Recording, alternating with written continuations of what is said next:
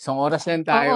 O sige, start na tayo yung mga usong mga sakit ngayon while we are waiting for Sige, them to bilisan mo ask lang. questions. So one is yung mga gastroenteritis. So ang mga gastroenteritis ngayon, explosive. So first day, masakit ang ulo, nagsusuka, masama pakiramdam. Yung very particular yan, yung pagsakit ng ulo, tapos sasakit ang tiyan, tapos magsusuka. So hindi sila nakakakain. So yung first 24 hours na nagkakaganon, on and off, talagang nakaka-dehydrate at saka nakakapanghina sa mga bata. So yun yung ano, yung sinasabi nilang regarding Norwalk virus Hi, Cristel. na dahilan ng pagtatae at pagsusuka. Matagal na po yung klase ng virus. Marami pong klase ngayon, rotavirus, enterovirus, yan, Norwalk virus. So, actually, hindi na rin importante kung anong virus ang nakaka-infect ngayon. Importante talaga sa mga bata para ma-prevent to kasi ang source ng contamination is kapag nakakain ng contaminated food water, yung mga batang mahilig pang magtamsak, o kaya yung mga batang nagsusubo ng mga kamay. So make sure, lalo na kung galing sila sa paglalaro, galing sa labas, o naandun kayo sa mga malls, importante maghugas ng kamay before kumain ng bata, especially kung kumahawak ng mga finger food, make sure meron kayong mga wet ones, o kaya hindi ideal yung alcohol, kasi nga nagsusubo ng kamay, dapat talaga wash with mild soap and water. Meron naman ngayon mga water at saka sink sa mga malls. If you are nasa malls, make sure nalilinis po ang kamay bago kumain, and make sure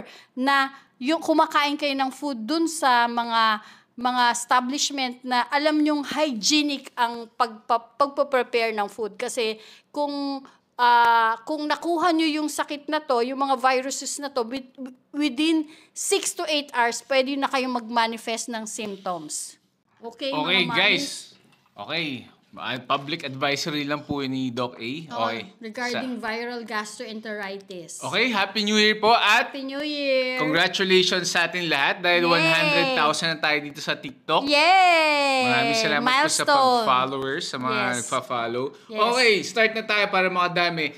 Sa lahat po ng mga magtatanong, paki-include po yung age at saka sex ng inyong anak. Lalong-lalo na yung edad. Yes, importante Kasi po yan. meron po mga sakit na age-related po na yun, mas common sa ganung edad ng bata. Okay, then if hindi po nasagot yung mga tanong nyo, kindly retype it na lang para mabasa. Kasi pag hindi po natin retype, wala na pong pag-asa mababasa Oo, yun. nadadaanan. Then doon sa mga masasagot po namin mga questions, pwede po pa-share at saka pa-tap po tayo. So paabutin po natin ng 2,000 likes. Okay, maraming salamat. Okay, yung pinakaunang question natin for tonight ay galing kay Mami Luis Talay.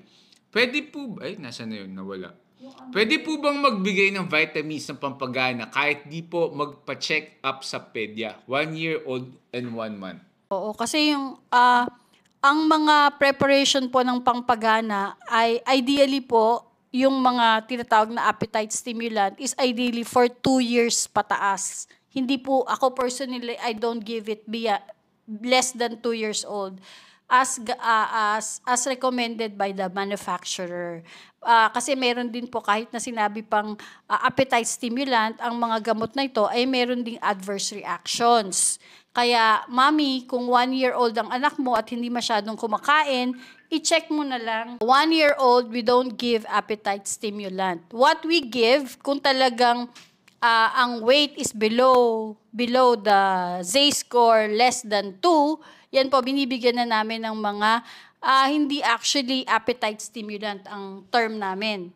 Kung talagang siya ay depende sa level ng malnutrition, yung RUTF na libre sa mga health centers at sa mga government hospitals kung talagang malnourished at sobrang underweight ng bata. Pero yung RUTF, kailangan pa ng doctors? Yes, oo. Pero libre po yon sa health center. Kailangan lang ma-evaluate kayo ng doctor doon kung kailangan talaga na bigyan nun. Number 2, ang isa pang binibigay ko, kasi usually, tandaan nyo po, ang 1-year-old ay picky eaters. Kasi nagiging, yung panglasa nila, mas as compared dun sa baby pa sila, mas nagdi-develop na yung mastication, yung swallowing, at saka yung panlasa. Very distinct na. Kaya, ang suggestion ko, bigyan na lang natin siya ng tips. One, you start with bland diet and small frequent feedings. Talagang mahina pong kumain kasi very active, gusto maglaro, kaya yon importante, one, small frequent feedings at bland na pagkain.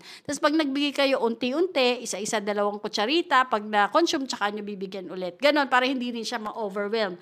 And then palagi, ang pagkain should be regularly at specific time, at specific place na kailangan alam ng bata kasi training yan kung paano magpakain. Minsan, yung mga months old hindi nate-train kaya pagdating ng 1-year-old, hirap magpakain ng mga parents. Kaya you have to start yung dietary habits. So yan yung kasama sa training na tuturuan nyo yung batang kumain. Unti-unti, tapos regular, kasama ang family, positive environment. So, yun siguro ang itry mo, mami. As to how much kakainin siya yung magdidictate. Kaya, don't expect na yung 1-year-old makaubos ng isang tinapay. In fact, ang 1-year-old siguro 1/3 or 1/4 lang ng isang tinapay ang kayang ubusin yan. Kasi tandaan nyo, maliit lang yung kanyang stomach, so maliit din yung capacity nun. Kaya kung parang nafu-frustrate ka, 1-2 subo, ayaw na, so try mo ulit. Siguro after 3 to 4 hours, try mo ulit. Ganon. So,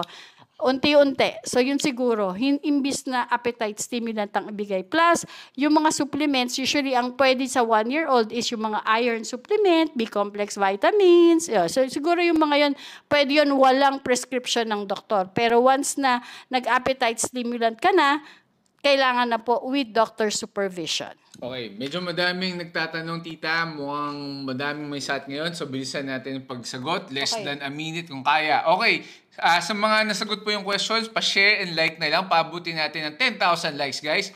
Ding, ding, ding, ding. Oh, nasa yung bell ko. Okay, ito kay Jazzy Z. Jazzy G. May kambal po ako na 1-year-old. Bakit po kaya pabalik-balik ang sipon at ubo?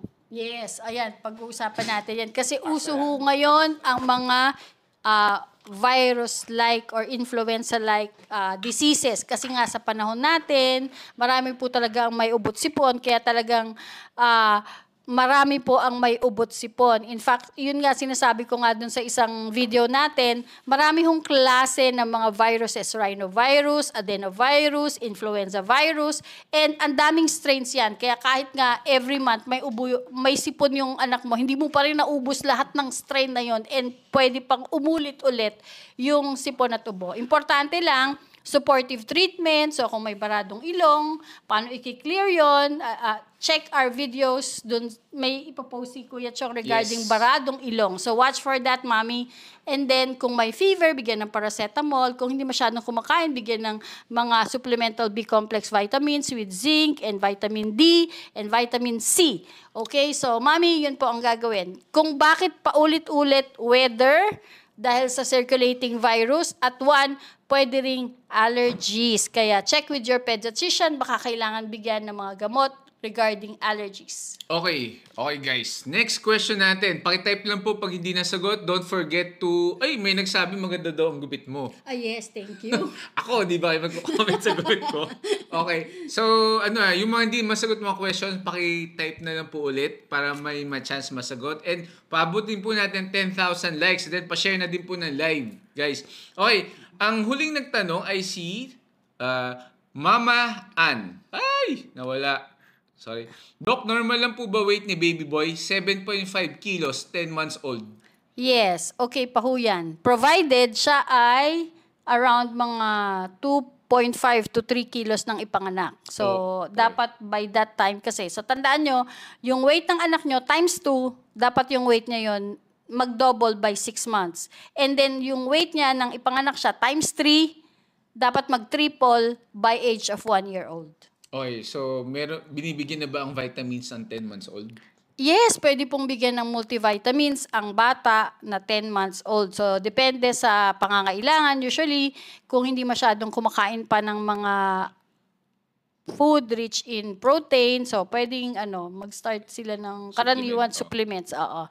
Tandaan nyo, mami, kailangan na po yung 6 months pataas, pwede na po mag-semi-solid food. Hindi na po kailangan hintayin ng 1-year-old. Okay. Okay, Mama Ann, pa-share po ng live at patap po hanggang umabot tayong 10,000 likes. Okay. Next question natin. Don't forget to include your, the age of your kid. So, ito po kay Snowman. Dok, okay lang ba yung propanbuclicin for 3 months every year? So, ilang taon na yung anak nyo, Snowman? Oo, bakit kaya every 3 months nagbubuklisin siya? Ibig sabihin, hindi talaga kumakain. Baka picky eater talaga tong bata na to, kaya ganon. So usually nga ganyan, mga minimum of 3 months lang po binibigay, 2 years pataas. Pero syempre, with doctor supervision, kasi nga, ang mga appetite stimulant na to ay merong adverse effect din po. Kaya limited lang po yung time na binibigyan namin sila ng mga ito with our proper instructions. And syempre, yung tamang dosage. Okay, ito kay J.Ann at Giselle. Ano po pinakamagandang vitamins? 2 years old. Payat kasi anak ko, Dok. So, vitamins. Yung mga ganitong ano ulit yung vitamins na usually kailangan nila? Okay. Tandaan po natin, pag 2 years old, active na. So, hindi ibig sabihin payat, kailangan na talaga ng supplement. Kasi, tandaan nyo, merong proper weight para sa edad nyo. So, ang 2 years old, sabihin na natin, ang weight niya nasa 11 to 13 kilos ang expected weight. Sa mga batang yan, average of 12 sa 2 years old. So, kung may 12 kilos ang anak mo, okay lang po yan. And then, importante talaga yung natural vitamins and minerals galing sa pagkain, which is fruits and vegetables. So, kailangan bigyan sila 2 to 3 times a day. Also, mga red meat, fish, chicken, itlog. Kung hindi po sila allergic, seafood. Kung hindi po sila allergic, siguro kailangan na mag-start ng mga pagkain na to. Kasi meron po talaga na mga nutrients na wala sa artificial vitamins na nasa pagkain lang. In fact, yung mga raw na vitamins and minerals na galing sa natural food, mas na-absorb. So, mas maganda. And then, anong vitamins hanapin mo yung nagbo-boost ng immune system. So gusto natin, aside sa pagiging payat niya, ang isang nagbo-boost ng immune system is food rich in vitamin C, vitamin D, zinc, DHA. So ano yan? Milk. So dapat nagmi-milk pa tong 2 years old mo. And yun nga, kung pwede, mag-start ka na ng mga protein-rich food para maging materials, para mag-develop yung muscles ng katawan niya. In that way, makita mo syempre magpapak ng muscles because meron siyang may protein na nakakain. So, importante, itlog, yan. Kung hindi pa siya nakakakain ng at least mga soft na pagkain. So, itlog, tofu, munggo or beans. Kasi, lalo na kung medyo limited yung kinakain niya. Chicken, pwede. Fish, yan. Pwedeng red meat, pero usually, pinapagiling ko yung ganong mga pagkain. Para small bits lang sasama sa soup. So, tandaan nyo, ano yung best na vitamin supplement? It is natural food. Okay. Next question natin kay Mami Kain. Doc, ano pong side effect ng pneumonia vaccine? Nagkapantal po kasi baby ko sa hita. May kinalaman ba yun? Yes. Oo, totoo yan. So, pwede magkaroon ng reaction ng bata. Pero karaniwan po, sigurado ba kayong pantal? Kasi, isa sa mga common adverse effect ng mga vaccines is redness. So, yung in-injectionan na site, na area, namumula. Tas parang tender, pag hinawakan, syempre, masakit, tsaka maga. So, pag sinabing pantal, ibig sabihin, pag sinabi kasing allergic reaction, karaniwan, hindi lang dun sa area na in-injectionan. As in, sa paligid, pantal-pantal, minsan buong katawan. Nilalabasan hanggang likod na pantal-pantal, patsi-patsi. Anong tawag dun? Tagulabay. That's the proper term sa Tagalog, tagulabay, patsi-patsi. So, usually, yun yung mga sinasabing allergic reaction. So, yung redness dun sa area ng injection site, maga, red, tender, that is a common adverse reaction. Hindi lang ng pneumonia vaccine, kundi lahat ng bakuna. So, anong gagawin? Cold compress. Kung masakit, paracetamol. Kung talagang lumalaki yung redness, please text your pediatrician. Pwede pong magpabigay ng cetirizine. Okay, next. Para po sa mga Para sa nagtatanong, dosage. don't forget to include the age of your kid, pati yung weight na din nila. Okay, then yung pa-share na din po lang live dun sa mga nasagot yung questions and patap na din po, pabuti natin 10,000 likes. Ito kay Mami Jam Valdez. Doc, ano po pwedeng ihalo sa milk ni baby? Formula fed po siya, kaso nagtitibe. So may milk allergy ata dun sa ano. Oo, mami, hindi ihahalo. Mag-change ka ng milk. Kasi ang isang parte ng milk na nagkukos ng pagtitibi ay yung mismong protina, yung klase ng protina ng gatas. So unless i-shift mo siya sa ibang klase ng milk, usually pinapa-shift namin sa partially hydrolyzed or extensively hydrolyzed milk. So hindi mo isasama sa milk, papalitan yung klase ng milk kasi po yung pagtitibi, constipation is a possible sign of cow's milk allergy. Yes, Mami. Tawagan mo na, Mami, yung Sabihin ano mo. mo sa, Pedya lalo na mo. kung talagang sobrang tigas, tas hirap na siya na minsan nagdudugo na yung puwet dahil sa pagtitibi, you really have to check with your pediatrician to change. Tandaan, yung mga milk na may pangalang HA sa dulo, yun po yung partially hydrolyzed milk formula. Kailangan i-shift doon. Marami pong klase ng brand yan, pero yun po usually i-ask nyo sa mga pharmacist. So, meron din isang klase ngayon na extensively hydrolyzed whey milk. Ito po yung medyo mahal. Medyo mahal, no? Oo nga. Actually, hindi siya medyo mahal. Mahal talaga siya. Pero, Mami, cow's milk allergy Oo, kasi. possible. Pati din yung sa mga, may nag-post din kasi sa amin na yung tae nung baby niya do sa diaper, kulay red, may dugo. So, milk allergy din po yun. Kailangan din po sabihan yung pedya nyo. Oo, so constipation, tas blood in the stool, tapos pagkakabag, those are possible signs na tas may mga rashes palagi, eczematoid, dry na nagka-crack yung balat ng bata. So those are constellation of syndromes pertaining to cow's milk allergy. So hindi mo ipapalitan ang gatas, hindi mo dadagdagan ng something yung gatas, kailangan mo siyang palitan. Okay, next question kay Mami Angie. Doc, pwede po ba magpabakuna kung may sipon at ubo? Yes, pwede pong magpabakuna kahit may ubot sipon provided wala siyang lagnat at hindi siya hinihingal. Okay, so yun Mami Angie. Dahil nasagot, paki-share ang live at paki-tap hanggang 20,000 likes. Okay, next question natin. Ito, kay Mami Sheng. Mami ba to o Daddy? How much, ilang ounces or ilang beses dapat po uminom ng milk ang 2 years old? Okay, so depende sa kanyang weight. Usually, maximum of 16 ounces a day. 16 ounces of milk a day, yun po lang ang required sa isang 2 years old. Provided, dapat kumakain na po siya ng breakfast, lunch, dinner, and merienda.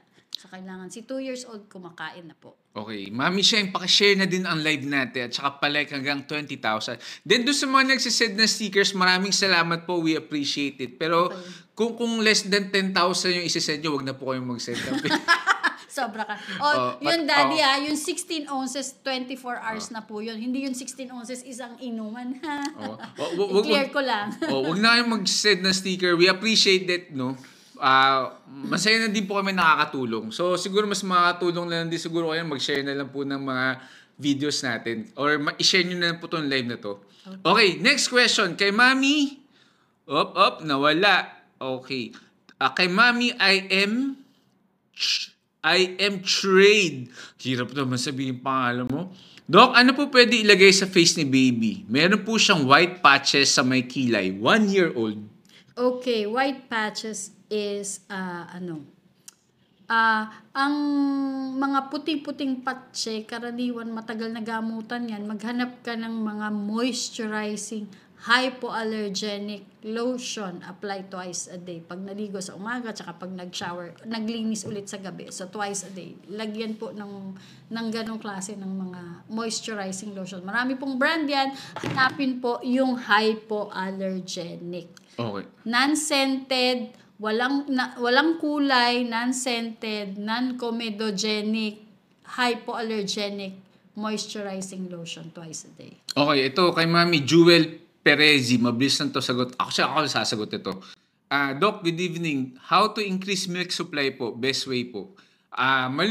Magpaluto po kayo ng tinolang malunggay na may konting chicken. So, madaming malunggay yan. Tapos, meron po nabibili ng mga malunggay juice. Actually, meron kaming video eh. May Yellow Basket ako. Tinanggal nung, ewan ko kung bakit, tinanggal ng supplier yung link yung Yellow Basket ko. Meron po kayo pwedeng mabili, mami. M2 malunggay drink. Meron po akong video niyan. Baka makatulong. Oo. Okay. Tapos, okay. Yung po kay Mami, okay, nawala na yung message. Okay, Mami Jewel yun, try nyo po maghanap. May mga order po yun sa... Kasi madaming mabibilhan ng M2 M2 malunggay drink. Check nyo na lang kung saan. Okay. Alam ni Kuya Chong kasi yung wife niya nagbe-breastfeed. Yes, so, Mami. umiinom po nito and effective po sa kanya. Yes, Mami. At 41 years old, nakapagpa-breastfeed pa po siya. Okay, kay Tracy Chua. Dok, ano po ba mabisa na gamot pang alis sipon ng baby? 5 months na po siya. Okay, so again, watch our video. Meron si Kuya Chong na ginagawa, pinaprepare para sa sipon. Okay, so sagutin mo na mabilisan. Okay, so one, importante kung malaman kung allergy or virus yan. So, based on physical examination, makikita ng doctor kung virus or ano yan, kung allergy yan. And most of the time, pinapalagyan po namin ng sodium chloride, nasal spray or nasal drops, pinapasuction, pinapalinis ang ilong. Kung baradong ilong, pwedeng vaporizer, pwedeng gumamit ng sodium chloride, nasal spray, yung solution na yon pwedeng ilagay sa nebulizer or pwedeng mag-humidifier, mag-steamer. So, marami pong pwedeng gawin. Usually po, ang sipon ngayon talaga dahil sa panahon, isa pong dahilan yan. Number 2, allergy, lumalabas, or virus. So, lahat yan, it will take siguro 1 to 2 weeks bago mawala yung sipon. Pero para mabilisan lang, no, usually ginagawa namin, nasal spray lang, tapos yung pansipsip. Yun lang. Ganun lang. Tapos tanggalin mo yung mga kulangot-kulangot. Then kung malakas yung loob mo at saka sikmura mo, pwede mo sipsipin. Yun yung ginagawa ng lola niya. Wag, mahahawa. Ay, mahawa yung matanda doon? Kung may virus yung bata, kung may virus yung bata, yung sumipsip doon, di nakuha niya yung virus. Yun lang. Ang isa pang problema, kung yung sumipsip, may sirang ipin, so may bacteria yun, binigay naman niya doon sa bata. Wag nyo na pala yun. So, hindi po hygienic ang pagsipsip ng sipon, ha? Although maraming gumagawa niyan. Okay, sige. Next kay Mami Jel. Ay, by the way, dun po sa mga nasagot ng question, baka pwede po pa-share at saka patap po, paabutin po natin ng 30,000 likes. Ito kay Mami Jel, mabilis na sagot. Anong cream po pwede gamitin sa HFMD? Sa hand, foot, and mouth disease? Usually yung mga sugat, makati. Okay. Makati siya at the same time, minsan dahil sa kakakamot, nai-infect na rin. Usually, I use combination of antibiotic, mupirocin, plus may kasamang steroid, betamethasone. So yun, usually antibiotic with a little steroid. Yung pinapalagay ko kasi nga makati siya at saka dahil sa kakakamot, nai-infect na yung iba, nagkakaparang mga sugat-sugat na. So yun po, you apply twice a day. Sorry, hindi po makakabigay ng brand. So hanapin niyo po yung mupirocin, mupirocin. CIN sa dulo. Sige, wait lang. And tapos, hanap kayo ng combination nun, antibiotic ointment na merong steroid. Usually, ang kasama niya betamethasone. So, yun po yung isang klase na ginagamit ko dun sa mga may rashes ng HMD. Pero since virus yon, sa totoo lang po, yung binibigay kong ointment na yon is para lang maalis yung kate at saka para matreat yung infection. Pero yung sakit will still come out. Lalabas pa rin ho yung mga rashes. Okay, ito kay Daddy Ray Mark Shop. Antong bovine colostrum sa bata? Ano yun? Bovine? Oo, ibig sabihin yan, kasi yung colostrum po is natural po sa gatas. Yung gatas ng nanay, yung first drop na lalabas pag nanganak siya. So itong bovine, ibig sabihin galing in-outsource from animal source. Yung colostrum, kasi 'di ba, maraming namang nakukuhanan ng gatas, cow, goat. So lahat 'yan mga nanay na nagpapagatas ng kanilang yang. So tayo meron din tayong colostrum. Effective yan kasi yung iba ginagamit sa mga viral infections. Kaya lang, syempre, hindi rin for all. So, tingnan nyo na lang kung okay. At saka, Kung hiyang yung bata kung o hiyang hindi. yung bata, oo. Okay. So, Daddy Raymark, sana nasagot. Pa-share na Oo. din po yung live Oo, natin. oo. At patap hanggang, ilan na ba tayo? Oo, tandaan nyo po, ang 30,000 colostrum na is ito. naturally occurring sa mga nanay na nagpapagatas. Especially yung first few weeks na lumalabas yung gatas niya. Yung lumalabas po dyan, colostrum. Thick at saka konti pa lang yung gatas ng nanay. Yan po ay naturally occurring colostrum. Yung bovine colostrum po yan galing sa hayop. Okay. Ito Mami Vag Dulay. Hindi ko lang mag-gets yung tanong mo. Baka pwede pa rephrase. Dok, totoo po ba ng pag-formula milk -1 scoop po milk?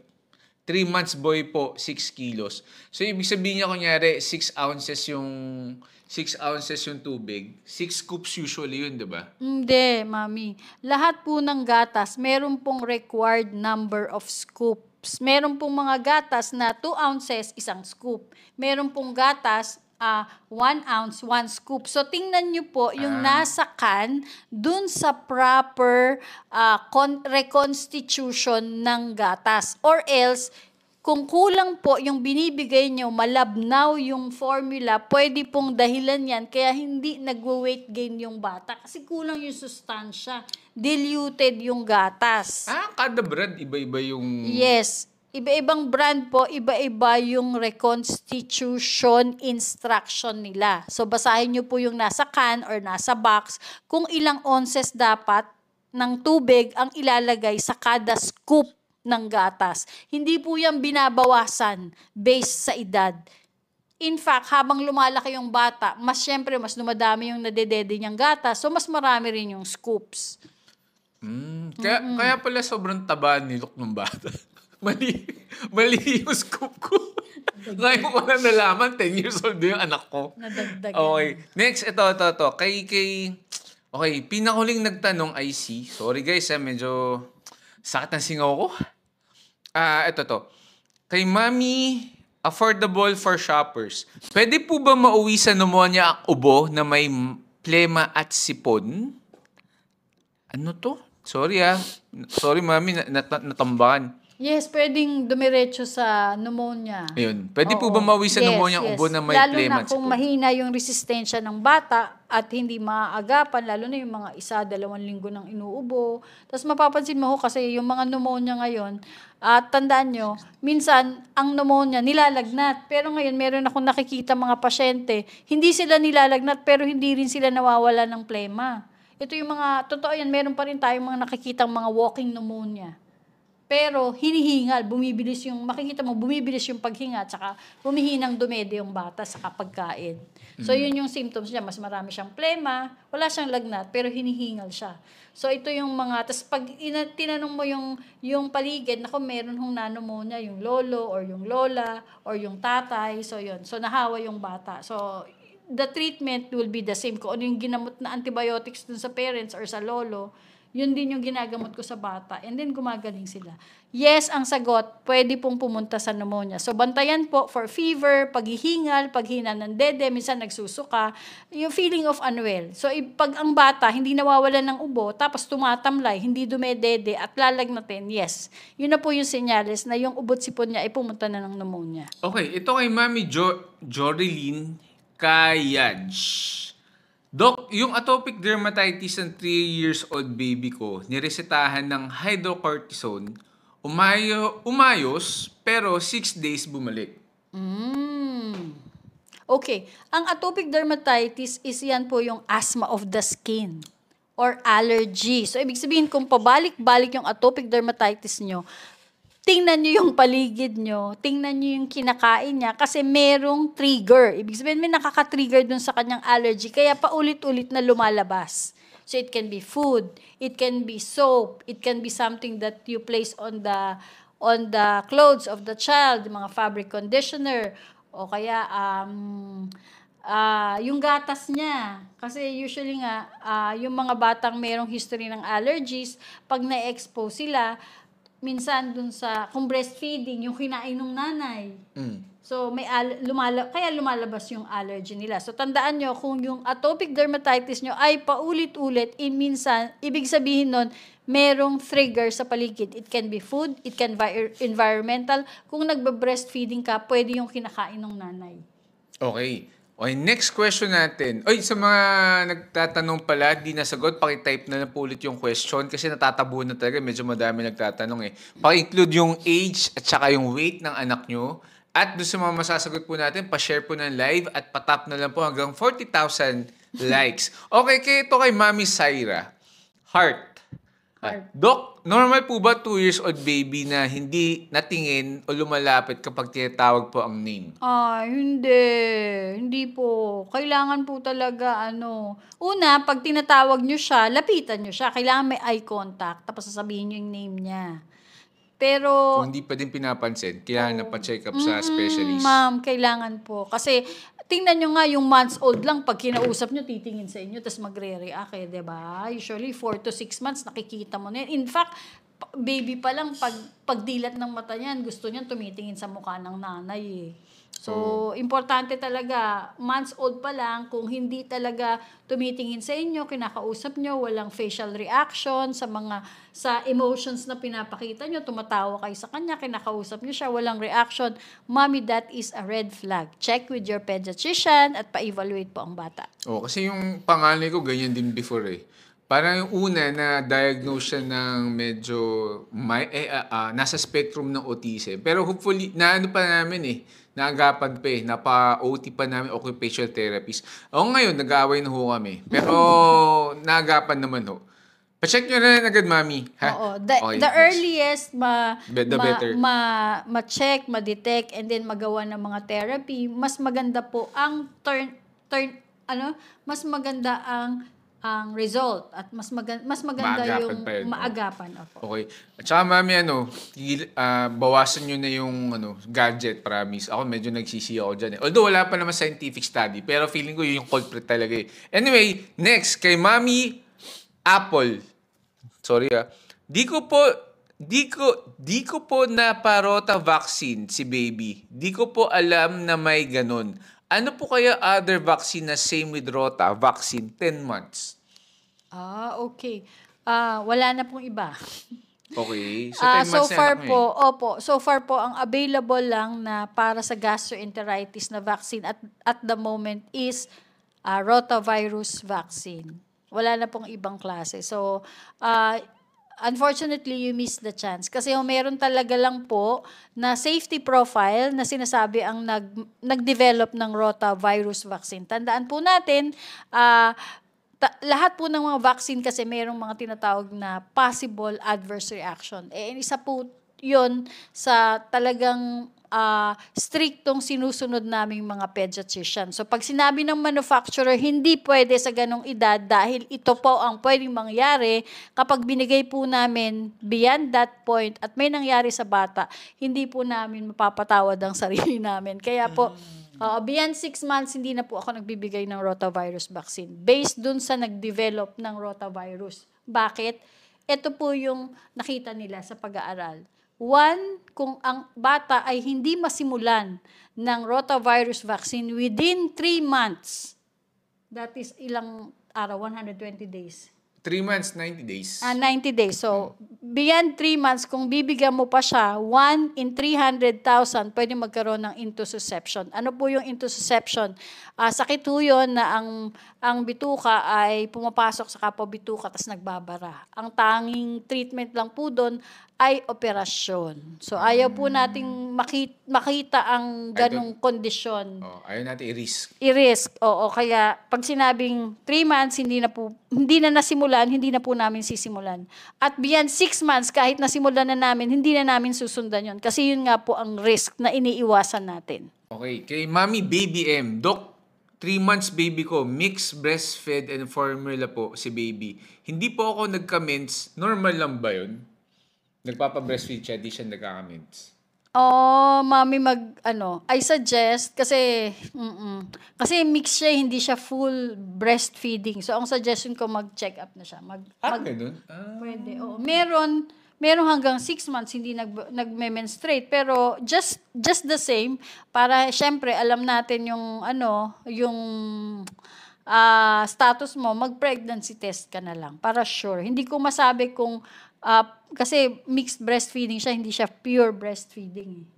Nako, mami. Oo. So, ka muna, mami, mag-pregnancy test po. Para sure. Okay. Pwede rin naman pong kung negative yung pregnancy test, hindi ka pregnant. Kasi totoo po yan, isang way of contraception is pure breastfeeding. Opo, totoo po yan. Pero kung naka-mixed ka, tas wala ka pa ring menstruation, pa-check up sa OB-GYN or better yet, mag-pregnancy test na lang po. Ito kay Mami Chandria. Doc, ano po kaya dahilan ng pagdurugo ng gums ng baby ko na 1-year-old tapos may singaw din po siya? Yun nga, yun na yun. Kasi yung mga singaw ulcers yun eh. So, namamaga yung gums kapag we call it gingival stomatitis. Masakit yan, mataas ang lagnat minsan, tapos hindi makakain. Tsaka yan, pwede pong yung pagdudugo is possible dahil dun sa mga ulcers sa loob ng gums. And minsan hindi lang sa gums, pati sa tongue, sa dila. So, anong kailangan niya gawin? So, check with your pediatrician kung anong pwedeng ibigay. It can be viral, yung mga viral gingival stomatitis, we give antiviral treatment. Pero kung tingin namin, yung mga ulcers ay dahil sa fungal infection or oral candidiasis, ang binibigay namin yung mga antifungal like Nystatin. Okay, next, Mami. Ito ay... Kay Mami Ann, Doc, okay lang ba mag-receive na ang 6 months old ng measles? What do you mean mag-receive? Magpa-inject. Oo, pwede. The earliest that we give measles vaccine is 6 months. Totoo yan. Pwede po. Lalo na kung may possible outbreak o kaya, pero alam ko 6 months pwede na. 6 to 9 months pwede na pong bigyan ng measles vaccine ng mga bata. Kasi po, ang po dyan, ang batayan, karaniwan po kasi yung natatransfer nating antibody sa bata, at certain age, bumababa na po yan. So, during the time na buntis kayo, halimbawa nagkaroon ako ng tigdas, nung ako ay dalaga. Yung mga antibodies ko against tigdas, habang yung baby ko nasa tiyan ko, ibinibigay ko sa kanya. Kaya may protection siya, supposed to be. Yung iba, hanggang 9 months, hanggang 1 year old, expect natin. Kaya lang sa atin na medyo rampant o marami nagkakatigdas dito sa Pilipinas, mas maaga nating binibigay ang measles vaccination. So, 6 to 9 months nagbibigay na po ng measles vaccine. Okay, ito kay Mami Frances Gray, mabilisan lang. Doc, need ba talaga ng 5-in-1 na vaccine? Wala po kasi libre sa barangay. Opo, kailangan po. Mas maganda pong mabigyan. Ang laman po ng 5-in-1 vaccine ay diphtheria, pertussis, anti-tetano, sa amin polio. Sa center kasi hindi siya kasama dun sa 5-in-1. Ang kasama HIV at saka Hepa B. So lahat po yung sakit na yon, malala po yun kung magkakaroon ng bata. Kaya must po na mabigyan ng 5-in-1 vaccine ang mga infants. Okay, sabi ni Mami Syra, yung anak na parang wala daw 2 years old. Doc, pero kapag naglalaro naman po kami, may reaction siya at kapag kinakausap. Ay, Mami, regardless, pa-check mo pa din yun. Kailangan pa din, Mami. Oo, kasi pinapacheck yung hearing, bakit hindi siya nagre-respond pag tinatawag mo siya. Nakakarinig ba siya ng maayos? So, i-check yung hearing ng bata to start the assessment. Okay, ito next kay Mami Aymerin. Good evening po, Doc. Ano po pwedeng ointment sa buni 10 years old? Sigurado po bang buni? Kasi minsan, yung buni kasi, ang sinasabi nila, it's a fungal infection na bilog. Ito yung ang problema kasi, baka yung akala nyong buni, eczema pala. Meron kasing tinatawag na nummular eczema, na makate, na may crusting din, pero eczema siya. So, mahirap kasing, bigyan ko kayo ng, kung bune, sasabihin mong bune, ibig sabihin yan, antifungal cream ang kailangan. Okay. Pero yung pala, eczema pala yan, hindi antifungal cream ang kailangan mo, steroid. So i-check na lang. Oo. Okay. Tandaan nyo yung nummular eczema, bilog din yun, parang bune. Kaya lang, kung bibigyan lang basta-basta na hindi nakikita yung sugat, baka magkamali. I remember dati, kasi ako may eczema din ako. Oo, niloloko ako, may bune. But actually, it's eczema. Eczema Oo, pala. until the time na nakita ako ng doktor, nabigyan ako ng ointment para Doon na sa nawala. eczema, dun lang nawala. Kahit Okay. na anong lagay ko ng antifungal cream na binibili ng nanay ko, hindi gumagaling. Kasi nga, eczema hindi pala. siya buni. Eczema siya. Okay, next kay Mami Kayla Samson. Hello po, Doc. Ask ko lang po, 17 days delayed na po ako. Pero ang PT at trans V ko po is negative. So, buntis? Pa-check up na lang. Kasi, oo. Wala kasing nakita dun sa transvaginal. Oo. Kasi dun sa ultrasound, chine-check kung meron na siyang, kung meron na siyang itlog dun. Okay. Oo. In So, fact, kasi very early on pa lang naman. So, 3 weeks. 17 Almost days. 2 weeks. 2 to Almost 3 3 weeks. weeks. 2 to 3 weeks. So, I think, magpa-check up pa rin kasi pwedeng wala kang menstruation for something else. Maaaring may iba pang dahilan. Minsan hormonal, so yun. So, go to the specialist. Being a pediatrician, hindi ko po masagot kung ano yung possible na dahilan. pa-check na lang kayo Pa-check OB, na lang Mami. po kay OB, sa specialista, sila po yung mas makakasagot. Bakit wala kayong menstruation kahit walang makita sa ultrasound?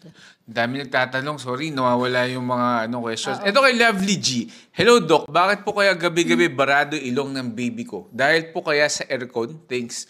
Pwede, Mami. Baka sa malamig. Pwede. Gamit kayo humidifier, Mami. Yes. Try nyo. Oo, medyo itaas mo yung temperature nyo, tapos balutin mo siya bonnet, tsaka dagdagan mo ng sando, kasi totoo po yan. Pwede mag-cause ng congestion yung coldness ng environment. Ito, next kay KBL. Safe po ba sa newborn mag-side lying, breastfeeding sa gabi kahit hindi pa pinapa-burp? Mga newborn kailangan pinapa-burp talaga. Oo, Pero unang-una. side lying? Oo, side to side, tummy to tummy. Pwede ba yun? Oo, pwede. Newborn? Provided, mommy, Hindi ka tulog. hindi ka tulog. Kailangan bantayan mo yung baby or somebody is awake para makita kayong dalawa na nagbe-breastfeed. Kasi yun po ang worry lang namin kapag side to side, nakahiga kayo, tapos tulog ka rin, tapos tulog yung, baka ma-choke or pumasok sa ilong yung gatas. Yes, Mami. Tapos Oo. kailangan taga-pa-burp yun pag newborn. Oo. Basta newborn, kailangan iba-burp, number 1. Number 2, side lying, okay lang basta gising ka or merong magbabantay sa inyo na titingin while nagdedede yung bata. Ito kay Mami Joy Zilicious Corner. Doc, pulse rate is 115 or 105. I'm pregnant. Is it normal? Ha? 115 or 105. I'm Nang pregnant. alin? Pulse rate. Ewan kong pulse rate niya o pulse rate nung Pulse rate niya. Pulse rate niya. Oo, usually yung mga pulse rate ng mga buntis, mas mabibilis. Pero kaya lang kasi alam mo yung mga Chinese, yung mga nagpupulso-pulso na pag mabilis, sasabihin pregnant, ganun. Pero kung, merong pregnancy test na nag-positive ka talaga, karaniwan medyo mabilis talaga ang pulso ng buntis. Kasi, syempre, yung metabolic rate mo mas mabilis kasi dalawa na kayo, lalo na Pero kung halimbawa, yung pulse rate mo na 100, 105, 115 at saka hanggang 100. 105 to 115. pero kung ito may kasamang nararamdaman mo yung pulso mo, ibig sabihin nagpa-palpitations ka na, mabilis kang mapagod, check up with your doctor. Kasi syempre, buntis kayo, so a lot of things Okay, ito kay Mami Love. can be different. Kay Love. Smiley face, heart, Korean flag. Yung pangalan niya. Doc, ilang beses dapat mag-poops ang 3 months baby, formula milk? Ideally, less than 3 times a day na formed. So, yun. Kapag yung poops matubig, ibang usapan na yun. Kasi Okay. that is more than 3 times. Ang criteria kasi ng diarrhea, more than 3 times and watery. So, kung nakakatatlong beses lang siya, pero buo naman, so hindi yun nagtatae. Okay. Pero kung watery, kahit 3 times lang yun, possible na nagtatae siya. Okay, next na question kay Jonica Joy Del Rosario. Good evening, Doc. Ano pong gamot sa kumikirot na tiyan, 9 years old? Salamat po. Kumikirot na tiyan? Oo, uso nga ngayon kasi yung mga viral gastroenteritis, parang kinakabag. So, mami, hawakan mo yung tiyan. Malambot ba yung tiyan? Baka kasi kinakabag. O kaya nagtatae, ano ba? Kasi ibig sabihin ng kumikirot, pwede yung colic, pwedeng natatae yan, di matae. O kaya nagtatae, humihilab ang tiyan. So, yung pagkirot ng tiyan is a lot of things. Kasi tandaan mo, maraming organs dyan sa tiyan natin. So, kung halimbawa yung pagkirot, tumitindi. Tandaan mo po, yung kirot ng tiyan na tumitindi na nagsisimula sa paligid ng pusod at pumupunta sa kanang singit, yan, hindi po yan magandang klase ng sakit ng tiyan. Kailangan mag-check up yan kasi appendicitis yun. Okay. O paligid ng pusod, tapos nung buong araw hindi nawawala, patindi ng patindi, tapos later on, ang sakit na nasa kanang singit, so yan po appendicitis yan.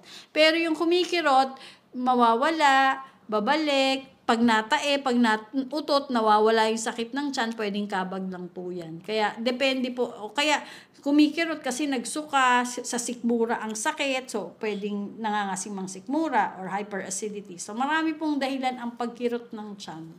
So, depende sa dahilan, yung gamot. Okay, ito.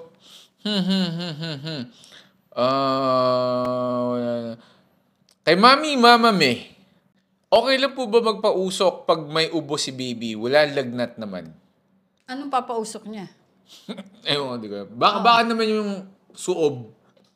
Baka suob siguro, no? Kung barado ilong, pwede yung steam inhalation. Basta ingatan lang, hawakan mabuti, tas check yung steam. Make sure na hindi sobrang nakakapaso. Pwede naman po kung barado lang ilong para kasi yung warm steam, pag pumasok sa ilong yun, nakakaalis ng barado ng ilong, tapos nakakalabas ng sipon. Pwede po yun.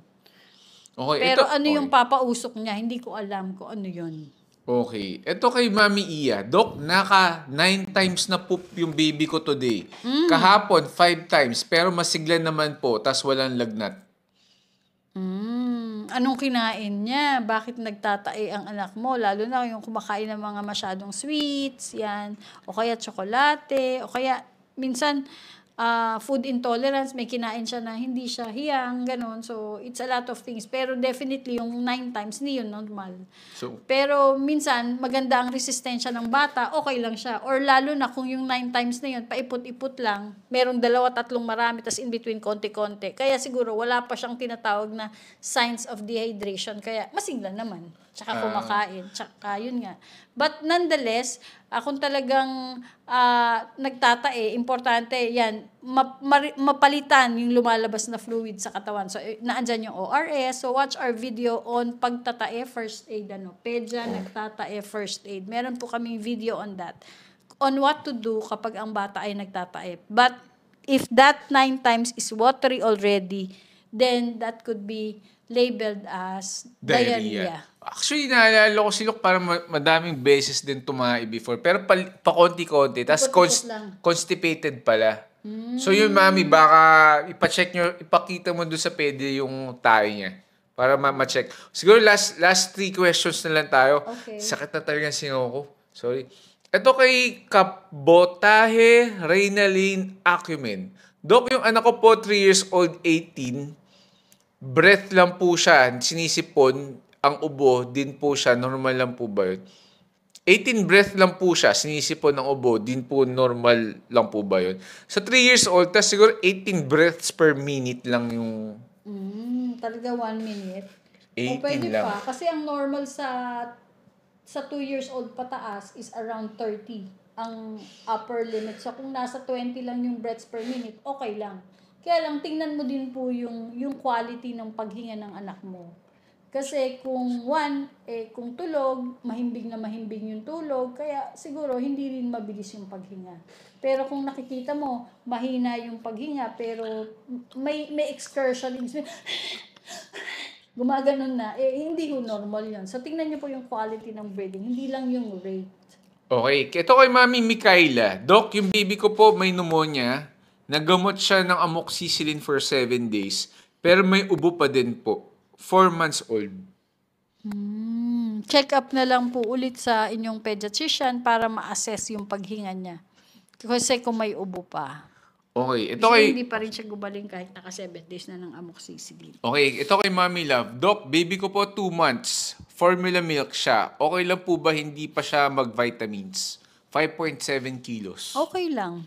Okay, next Okay question. lang po, mami. Kay Nea0830.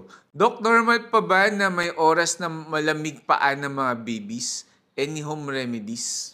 Kung malamig ang paa, unang-una, kung naka-aircon kayo, babaan nyo at taasan nyo yung temperature or patayin muna yung aircon. Number 2, syempre, kung malamig yung paa, lagyan ng socks. Keep the baby warm, lalo na kung months old pa lang. Tandaan nyo yung mga bata, kung ano, especially the infants, kung ano yung temperature ng environment niya, nakukuha niya yun. So, kung malamig yung environment niya, malamig yung katawan niya. Kung mainit yung environment niya, mainit yung katawan niya. So, importante, huwag masyado mag-shifting yung temperature to sobrang baba and sobrang taas kasi stress yan para sa mga babies. Okay, kay Chada Girl. Doc, ask ko lang po, pa 10 months na baby ko, boy, pero wala pa din ngipin. Okay lang ba yun? 10 months old. Yes. As long as may nails, may buhok, lalabasan ho yan ng ipin. Don't worry. Meron ako 1-year-old ngayon, 1 year, 2 months, tsaka lumabas yung teeth. Talaga? Oo. Paano nakakain semi-solid food? Yung talagang ginigiling? Talagang Hindi, yung gums niya. Okay. Gums niya. Ito kay Mami Kayla. Haba ang pangalan niya. Doc, bakit po kaya nagsusugat ang likod ng tenga ng baby ko, 4 months old? Mami, pa-check mo ha, kasi meron akong mga ganyan, eczema, infantile eczema. So, kailangan ng mga kung talagang nagsusugat na, binibigyan ko ng antibiotics, antihistamine, and steroid topical cream. So, pa-check na sa doktor So, pa-check. It can be a sign of eczema. Okay, ito kay Mami Myla 14. Ask lang po, pag nag-blood culture ang isang pasyente, madedetach na po ba doon ang Kawasaki disease? Hindi po. Paano hindi ko magets? Ang Pag nagpa-blood culture? Oo, wala po. Madedetect ata yung ano? Ang nadedetect po sa blood culture ay kung meron kayong bacterial infection, sepsis. Ang Kawasaki's disease ay sakit po sa ugat ng inyong puso na namamaga. So, paano namin nadadiagnose ang Kawasaki's disease? Ang batang to ay may mga lagnat na pabalik-balik, usually mataas. Merong tinatawag na, namumula yung mata, conjunctivitis, yung bibig namumula, tapos may strawberry tongue. May mga rashes na lumalabas, usually sa kamay, palms, and soles. And yun nga po, meron po kami mga blood test, mataas ang C-reactive protein, merong nasa ihe, and pag tinutudy echo po namin ito, ultrasound sa puso, doon po namin nakikita ang isa pang sintomas niya in which namamaga ang ugat ng puso. So, meron po mga criteria to say it's Kawasaki's disease. Hindi po siya nadadiagnose by blood culture. Okay, last 2 question na siguro. Kay Mami Martina, hello po Doc, papaano po 4.43 low RBC, 24 low neutrophils, and 69 yung lymphocytes, 2 years old? Alam nyo mga mommies, yung mga laboratory tests should be correlated sa symptoms ng anak nyo. Okay. So, check up at saka padala dun sa pedya kung i-check. Lymphocytic predominance, usually mga viral infections ang meron nito. So, pa-check sa inyong pediatrician, kailangan i-correlate sa symptoms ng anak nyo. Kaya usually po, matatandaan nyo, titingnan ng doktor, tapos sabihin, pagawa mo to, tapos balik ka sa akin. Kasi i-correlate. Depende sa tingin niya kung kailangan mag-antibiotics o pwedeng kung tingin niya viral infection lang, so pwedeng supportive treatment lang. So usually, it helps or it aids the doctor dun sa proper management ng bata. Kaya pinapapunta muna namin ng mga blood test. Or kung nagko-consider kami ng mga anemia o kaya dengue, so ayan, nagpapa-CBC po kami. Okay, last question na tayo. Pero bago tayo mamili, salamat po sa mga nag-share at nagla-like nagla-like ng videos tsaka nagpa-follow. Kasi 100,000 na tayo. Akalain mo yun? Thank you po. Thank you very Salamat. much. Maraming Okay. salamat po. Salamat po sa lahat na nag-share, no? Tsaka, okay, last question na natin. Okay, so, wait lang. Okay, pipili na ako. Happy New Year, mga mommies and daddies. Okay, itong pinakahuling nag-question kay... Ay, biglang nawala. Kay Mami Kirasin. Dok, totoo po ba pag ang baby may skin asthma, may tamang vitamins daw sa kanila?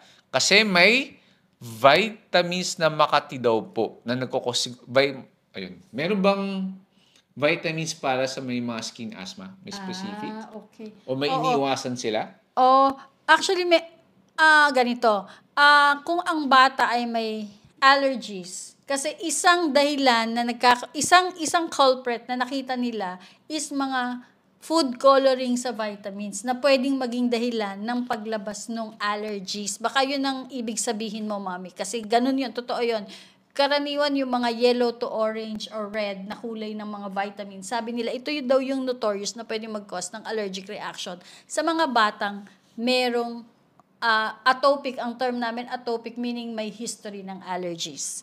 Talaga? Yes, so yun yung iniiwasan. So hanap ka na lang siguro ng ibang klase ng kulay ng vitamin. Siguro ano ka. So yun, ang notorious is yellow, orange, and sometimes red. Sige. Okay, so yun. So anong vitamins usually ako, naalala mo yung may mga inflammatory reaction, allergies, ang sinasuggest namin yung may CM glucan na multivitamin. So yun.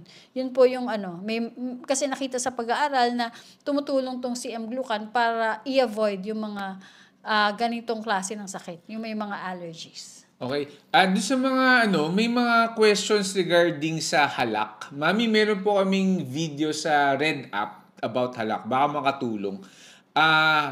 Gusto mo pa ba mag-question? Answer ng isa pang question? Sige, last. Sige, last. Kay Mami Kim Ochoa. Dok, nawala. Wait lang. Dok, yung anak ko po, panay dumudugo yung ilong, lalo na pag mainit. 6 na po siya. Normal lang ba yun? Okay. Meron po talagang mga tao na prone sa pagdudugo ng ilong. Sige, tuloy mo lang, tita. So, yung mga bata na to, karaniwan yung may mga allergic rhinitis na palaging may sipon, so palaging wet yung kanilang lining ng ilong, kaya mas mabilis ma-irritate at magdugo. Karaniwan yung mga pasyente ko na merong nasal bleeding or epistaxis, usually pinapacheck ko po sa ENT para silipin yung loob ng ilong, kung anong problema. Meron kasing, in rare instances, meron palang mga polyp doon, o kaya naman, kung merong problem structurally yung kanyang ilong, kaya dugo siya ng dugo. And I also checked for mga blood parameters, platelet count, time, bleeding time, clotting time. So, just to check na yung kanyang pagdudugo ay dahil lang sa allergies o dahil lang sa constant irritation ng nasal mucosa at hindi dahil meron pa siyang ibang sakit. So, yun po yung karaniwang pinapagawa ko. Ngayon, kung normal lahat, yun nga po, meron po talaga mga tao na nasal bleeder. Hindi po siya normal, pero meron po talagang mga ganun. So, anong gagawin? Usually, iniiwasan nating mag-dry yung loob ng ilong nila, kaya pinapa-flushan po namin ng sodium chloride 2 to 3 times a day. Yun lang po ang maintenance. Kung lahat ng mga test at pati pagsilip sa ilong niya ay walang problema. Okay, sige. Last one na talaga. Okay. Maraming, pero magbababay na tayo, no? Para, salamat po sa mga nanood, nag-share ng live, at saka mga nagtanong. Hopefully, yung mga iba siguro, mga questions, meron po mga masasagot meron ako po kami mga videos sa Red App na pwedeng makasagot doon sa mga questions nyo. Particularly doon sa mga sa milk allergy, sa mga gatas, sa halak, constipation, cough and colds, meron po doon sa Red App. Sa fever yon meron din. Pati sa pagtatae po, meron po doon. Pati sa mga picky eaters, meron din po kaming video niyan about sa Red App. Nandun po lahat yun. Ito kay Mami Ann, last question na. Baby ko po 2 months na open heart surgery. Late na na-receive po ng rota. Is it okay po ba 3 months nag-start ng rota? Yun nga, sabi ko nga 3 months, okay naman yun. Basta nabantayan ka and within the next 2 to 3, ilang months na kaya yung bata nga? 3 months. Now, yung second month na open heart surgery. Okay. Naka-recover na. Pwede ba yun? Pwede. Kasi hinahabol din nila yung protection ng bata. Kaya halimbawa, usually mga 3 months yan, bibigyan pa. Pero beyond that, hindi na. So, kung okay naman yung baby mo, naka-receive siya ng 3 months, pwede pa siyang maka-receive ng another vaccine basta bago mag 6 months, yung second dose ng rotavirus vaccine.